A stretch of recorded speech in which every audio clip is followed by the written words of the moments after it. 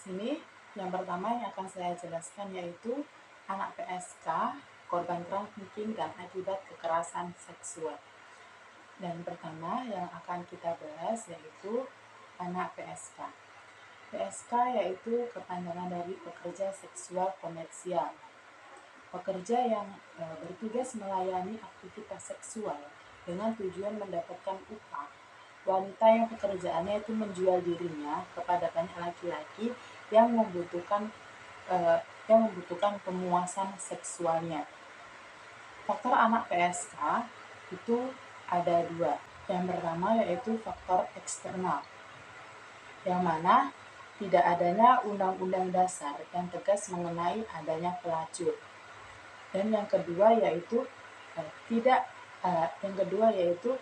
adanya dorongan manusia untuk menyalurkan kebutuhan seksualnya di luar ikatan perkawinan.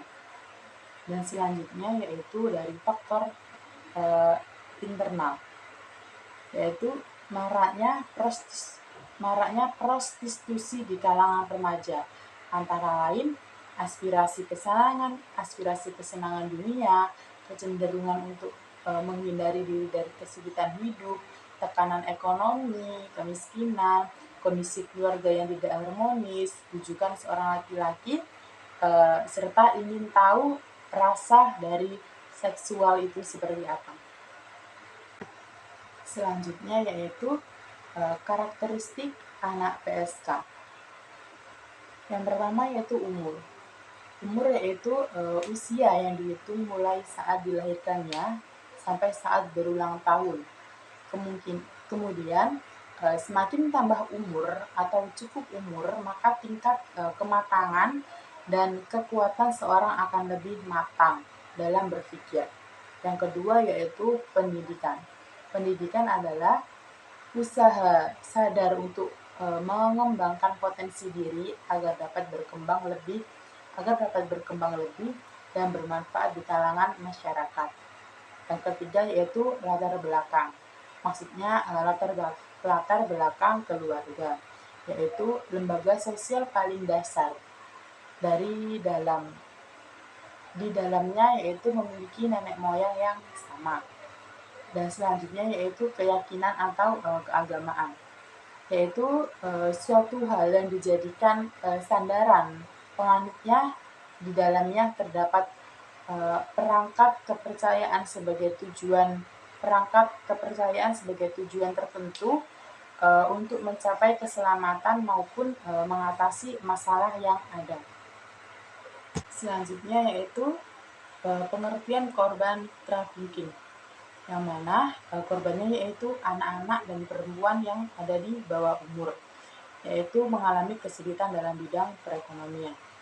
Faktor penyebab trafficking diantara lain yaitu faktor ekonomi, minimnya pemahaman nilai agama, pola hidup konsumtif, dan tidak memiliki pendidikan.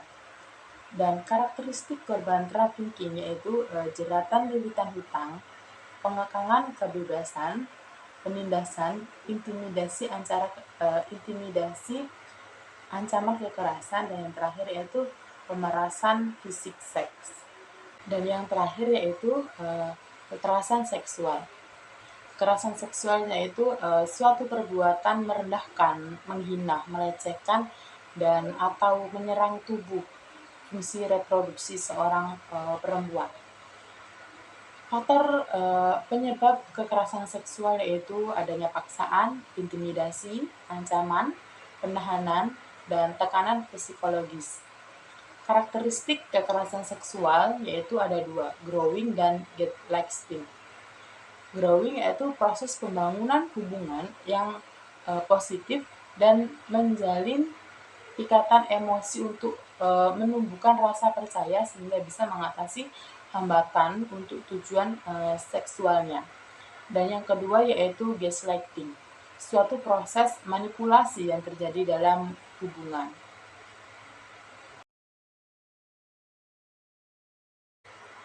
Dan materi yang selanjutnya yaitu anak yang berpenyakit khusus, akan tetapi di sini yang akan dibahas yaitu penyakit TBC dan kusta. Akan tetapi saya di sini akan menjelaskan TBC terlebih dahulu. Tuberkulosis yang biasanya dikenal dengan penyakit TBC, yaitu penyakit menular terbesar di dunia setelah penyakit HIV. Penyakit ini menyerang bagian tubuh manapun. Namun, TBC yang paling umum yaitu menyerang bagian paru-paru. Gejala penyakit TBC yang perlu diwaspadai yaitu penularan TBC terjadi lewat udara saat penderita TBC aktif mengeluarkan bakteri saat bersin, batuk, ataupun saat berteriak. Penyebab penyakit TBC yaitu perokok aktif, orang yang sering atau kecanduan alkohol, tinggal di lingkungan yang padat dan kumuh, penderita penyakit ginjal stadium lanjut, kekurangan makanan yang bergizi, dan anak-anak dan lansia. Selanjutnya yaitu penyakit kusta. Penyakit kusta yaitu penyakit infeksi Mycobacterium pada manusia di kronik progresifnya. Kriteria identifikasinya yaitu Mycobacterium leprae adalah satu-satunya spesies Mycobacterium yang menginvasi dan tumbuh dalam saraf paripernya. Dan selanjutnya yaitu Mycobacterium leprae merupakan parasit intraseluler obligat yang tidak dapat dibiasakan secara in vitro pada media buatan walaupun dapat diinokulasi pada binatang percobaan. Dan yang terakhir yaitu sifat tahun asam Mycobacterium leprae dapat diekstrusi oleh piridin. Selanjutnya yaitu faktor yang berperan dalam proses penularan, yaitu melalui sekresi lendir hidung, ingus, dan air susu ibu. Dapat juga masuk melalui kulit. Kuman mencapai permukaan kulit melalui folikel rambut, kelenjar kering, dan air susu ibu. Kontak langsung dengan kulit yang lama dan erat, dan percikan udara pernafasan. Dan yang terakhir yaitu tanda-tanda kardinal penyakit kusta. Yang pertama itu anestesia, lesi-lesi kulit, penebalan saraf perifer, dan yang terakhir yaitu ditemukannya Mycobacterium leprae. Selanjutnya yaitu akibat anak penyandang masalah sosial. Anak penyandang masalah sosial yaitu anak penyandang masalah sosial perlu mendapatkan perhatian khusus. Yang pertama yaitu anak penyandang masalah sosial, anak yang terlantar, anak yang berusia 6 tahun sampai 18 tahun. Kriteria anak terlantar yaitu yang pertama berasal dari keluarga fakir miskin, anak yang dilalaikan oleh orang tuanya, dan anak yang tidak terpenuhi kebutuhan dasarnya. Yang kedua yaitu anak penyandang disabilitas, yaitu mereka mengalami hambatan untuk melakukan aktivitas kesehariannya, mengalami hambatan bekerja dalam sehari-harinya, tidak mampu memecahkan masalah secara memadai. Dan selanjutnya yaitu kekerasan terhadap anak. Kekerasan terhadap anak yaitu suatu tindakan kekerasan secara fisik, penganiayaan emosional, atau pengabaian terhadap anak, ataupun bentuk kekerasan lainnya, yaitu membiarkan orang berada di situasi yang berbahaya sehingga menyebabkan fungsi sosialnya terganggu. Yang keempat yaitu anak berhadapan dengan hukum. Anak berhadapan dengan hukum atau yang biasanya disebut dengan ABH mesti mendapatkan perlindungan khusus. Kepentingan terbaik bagi anak patut dihayati sebagai kepentingan terbaik bagi kelangsungan hidup manusia. Dan yang terakhir yaitu anak yang memerlukan perlindungan khusus. Anak yang membutuhkan perlindungan khusus yaitu anak yang dalam situasi darurat, anak yang berhadapan dengan hukum, anak dari kelompok minoritas, dan anak yang tereksploitasi mencakup eksploitasi ekonomi dan atau seksual anak yang diperdagangkan, anak yang menjadi penyalahgunaan narkoba, narkotika, dan alkohol. Kesimpulan dari itu yaitu penyebab anak penyandang masalah sosial sangat berpengaruh terhadap perkembangan anak yang bersangkutan.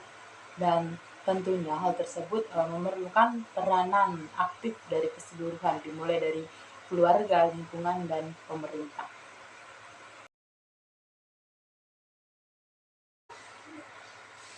Selanjutnya yaitu konsep pendidikan anak penyandang masalah sosial.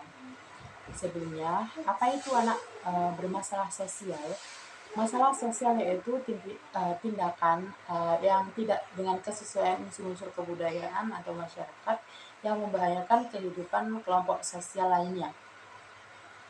Faktor yang mempengaruhi anak bermasalah sosial yaitu kemiskinan, yang mana suatu keadaan terjadi ketidakmampuan untuk memenuhi kebutuhan dasar seperti sandang, pangan, dan pakannya, karena itu yang merupakan kebutuhan pokok yang harus dipenuhi untuk kesehariannya.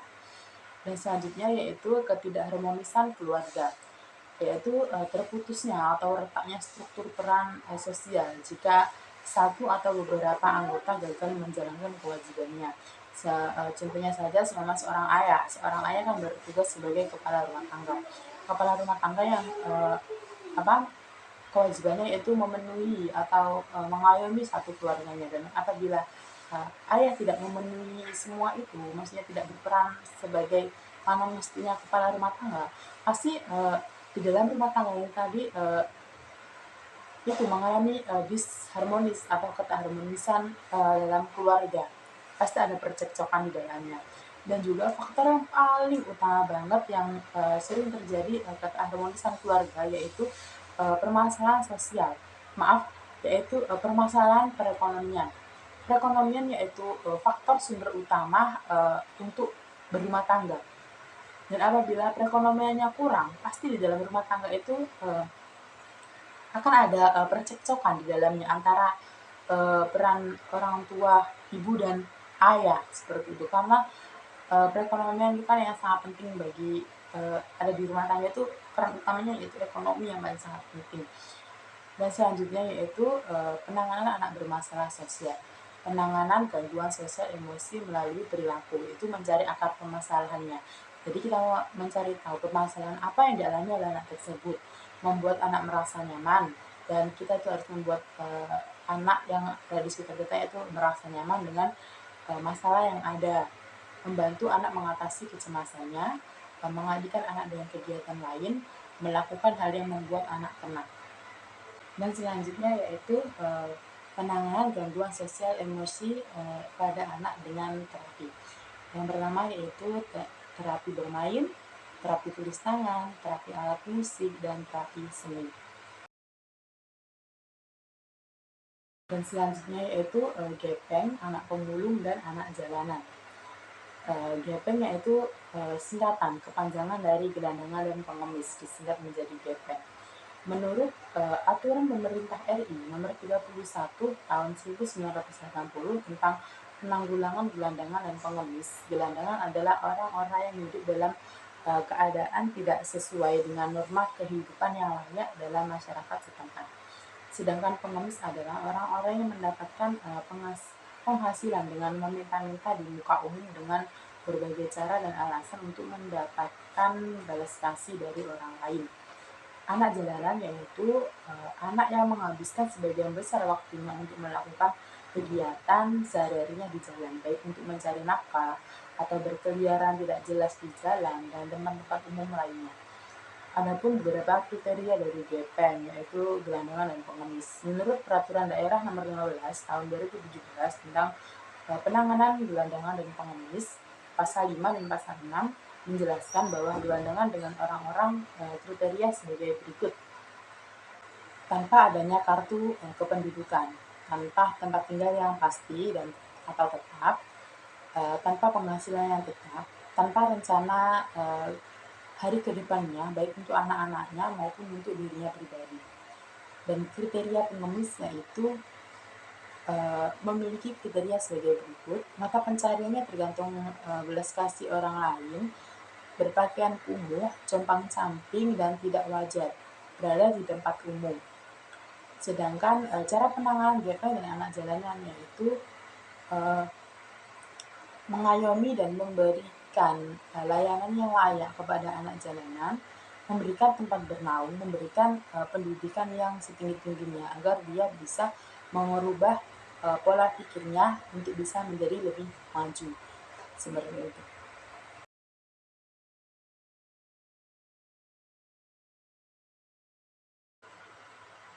Dan saya di sini akan mengulas kembali materi yang telah saya jelaskan. Saya akan mengulas garis besarnya saja. Yang pertama tadi yaitu pekerja seksual komersial atau biasanya yang dikenal dengan PSK. PSK yaitu yang bertugas untuk melayani aktivitas seksual dengan tujuan mendapatkan upah, atau wanita yang pekerjaannya itu menjual dirinya kepada banyak laki-laki sehingga membutuhkan yang pekerjaannya itu menjual dirinya kepada banyak laki-laki yang membutuhkan pemuasan nafsu seksualnya. Dan pengertian kekerasan seksual sendiri yaitu setiap perbuatan yang merendahkan, menghina, bahkan melecehkan atau menyerang tubuh ataupun fungsi reproduksi seorang wanita. Selanjutnya yaitu pengertian korban trafficking, yaitu anak-anak atau perempuan di bawah umur yang mana kehormatannya adalah mereka mengalami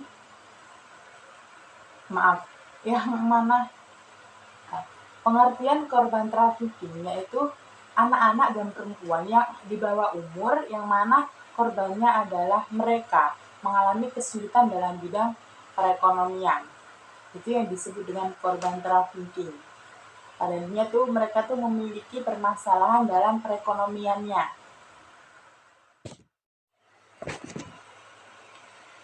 Selanjutnya yaitu kekerasan terhadap anak. Tindakan kekerasan secara fisik, penganiayaan, emosional, atau pengabaian terhadap anak ataupun bentuk kekerasan lainnya, yaitu membiarkan orang berada di situasi yang berbahaya atau di situasi yang membahayakan sehingga menyebabkan fungsi sosialnya terganggu. Empat yaitu anak berhadapan dengan hukum. Yang dimaksud anak berhadapan dengan hukum yaitu mendapatkan perlindungan khusus kepentingan terbaik bagi anak, patut dihayati sebagai kepentingan terbaik bagi kelangsungan hidup manusia. Jadi kesimpulannya itu penyebab penyandang masalah sosial sangat berpengaruh terhadap perkembangan anak yang bersangkutan, dan tentunya hal tersebut memerlukan peranan dari keseluruhan, dimulai dari keluarga, lingkungan, dan pemerintah. Mereka perlu faktor dukungan untuk bisa menyelesaikan atau menyembuhkan, maksudnya itu bisa mengurangi permasalahan sosial yang dialami oleh anak tersebut. Selanjutnya yaitu anak yang memiliki penyakit khusus, yaitu penyakit TBC dan penyakit kusta. Apa itu penyakit TBC? TBC itu yang biasanya dikenal dengan, TBC itu kepanjangan dari tuberkulosis yang biasanya dikenal dengan TBC. Lantas penyakit ini yaitu menular terbesar di dunia setelah HIV. Penyakit ini menyerang bagian tubuh manapun, namun TBC ini yang paling umum yaitu menyerang paru-paru. Sedangkan penyakit kusta yaitu penyakit infeksi Mycobacterium pada manusia kronik progresnya. Selanjutnya yaitu konsep pendidikan anak penyandang masalah sosial. Apa sih masalah sosial yaitu? Masalah sosial yaitu ketidaksesuaian unsur kebudayaan atau masyarakat yang membahayakan kehidupan kelompok sosial yang lainnya. Sedangkan faktor orang yang mengetahui anak bermasalah sosial yaitu diantaranya kemiskinan dan juga keterharmonisan keluarga. Kemiskinan yaitu suatu keadaan di mana ketidakmampuan untuk memenuhi kebutuhan dasar sehari-harinya. Contohnya yaitu seperti sandang, pangan, dan papan. Karena itu kan yang paling utama, seperti itu. Selanjutnya yaitu ketidakharmonisan keluarga. Ketidakharmonisan keluarga yaitu putusnya atau retak struktur peran jika satu atau beberapa anggota gagal menjalani kewajibannya. Kayak contohnya seorang ayah tidak memenuhi kewajibannya atau tidak menjalankan tugasnya sebagai kepala rumah tangga, maka di situ pasti akan terjadinya ketidakharmonisan keluarga. Lantas ketidakharmonisan keluarga ini juga faktor terbesarnya yaitu masalah perekonomian. Karena masalah perekonomian yaitu sumber utama untuk keluarga, sumber utama berumah tangga seperti itu. Dan apabila perekonomian tidak mencukupi, pasti akan ada saja cobaannya seperti itu. Dan itu merupakan ketidakharmonisan keluarga. Selanjutnya yaitu gepeng, pemulung, dan anak jalanan. Gepeng itu kependekan ya, kepanjangannya yaitu gelandangan dan pengemis, singkat menjadi gepeng, seperti itu. Gelandangan yaitu orang yang hidup keadaannya tidak sesuai dengan norma kehidupan yang layak dalam masyarakat setempat. Kayak gelandangan itu ya seperti itulah, kayak nggak punya tujuan, hidupnya itu di jalan-jalan gitu. Terus pengemis yaitu orang yang mendapatkan penghasilan dengan meminta-minta di muka umum dengan berbagai cara. Alasannya untuk mendapatkan belas kasih orang lain agar dia mendapatkan uang seperti itu. Itu kayak mata pencahariannya itu pengemis gitu, minta-minta ke orang-orang untuk memenuhi kebutuhan sehari-harinya. Sedangkan anak jalanan yaitu anak yang menghabiskan sebagian besar waktunya untuk melakukan kegiatan sehari-harinya di jalan, baik untuk mencari nafkah atau berkeliaran di jalan dan tempat-tempat umum lainnya. Trennya tuh anak jalanan itu mencari kebahagiaannya tuh di jalan-jalan seperti itu, kayak nongkrong, terus kayak anak pang seperti itu kan tidak memiliki tujuan ya, itu juga disebut sebagai anak jalanan. Kriteria pengemis atau kriteria gelandangan, mereka itu tidak memiliki kartu tanda penduduk. Karena kan tadi hidupnya tidak jelas, tidak memiliki tempat tinggal yang pasti, seperti itu kan. Jadi mereka itu EGP sama masalah kartu kependudukan. Dan yang selanjutnya yaitu tanpa tempat tinggal yang pasti atau tetap, tanpa penghasilan yang tetap, tanpa rencana hari ke depan, baik untuk anaknya maupun untuk dirinya pribadi. Selanjutnya yaitu kriteria pengemis. Pengemis itu memiliki kriterianya sebagai berikut. Mata pencariannya tergantung belas kasih orang lain.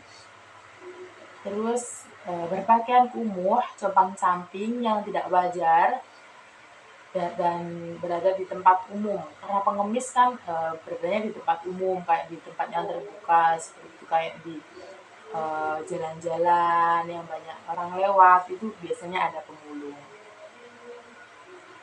Lantas cara penanganan gepeng dan anak jalanan yaitu mengayomi dan memberikan layanan yang layak kepada anak-anak jalanan, memberikan tempat untuk bernaung, memberikan pendidikan yang setinggi-tingginya agar mereka juga bisa berpola pikir untuk merubah kehidupannya menjadi yang lebih baik. Dan ini penjelasan materi yang terakhir yaitu anak penyandang masalah sosial. Akibat dari anak penyandang masalah sosial, mereka juga perlu mendapatkan perhatian yang khusus. Dan anak penyandang masalah sosial yang pertama yaitu anak terlantar. Anak terlantar yaitu anak yang berusia 6 tahun sampai 18 tahun.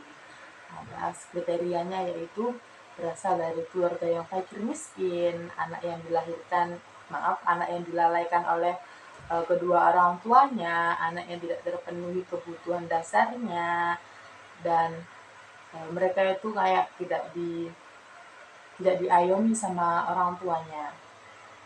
Terus yang kedua yaitu anak penyandang disabilitas. mengapa anak penyandang disabilitas bisa dinamakan anak yang penyandang masalah sosial? Karena mereka itu mengalami hambatan atau mengalami hambatan untuk melakukan kegiatan atau aktivitas sehari-harinya. Mereka tidak bisa, hambatannya yaitu tidak bisa bekerja dengan layaknya orang-orang yang fisiknya normal seperti yang pada umumnya, dan tidak mampu memecahkan masalah sosial secara memadai. Selanjutnya yaitu anak korban kekerasan.